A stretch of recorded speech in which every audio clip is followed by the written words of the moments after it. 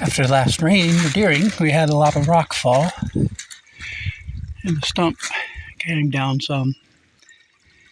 All of this debris has to be removed.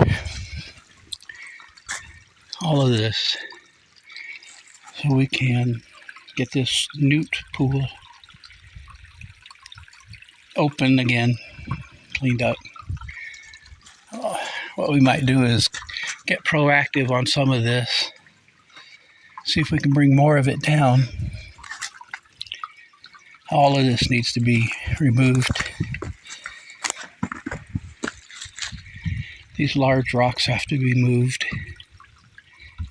Got to clean all of this out. Again,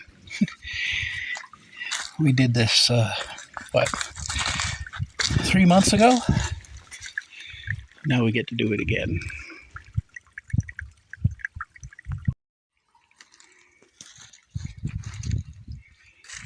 I got things cleaned up and somewhat proactively taken down. I increased the newt habitat area here, added a lower pool, deepened the upper pool, cleaned it out, removed the debris so people can get up the rock. Wasn't able to take much of this down.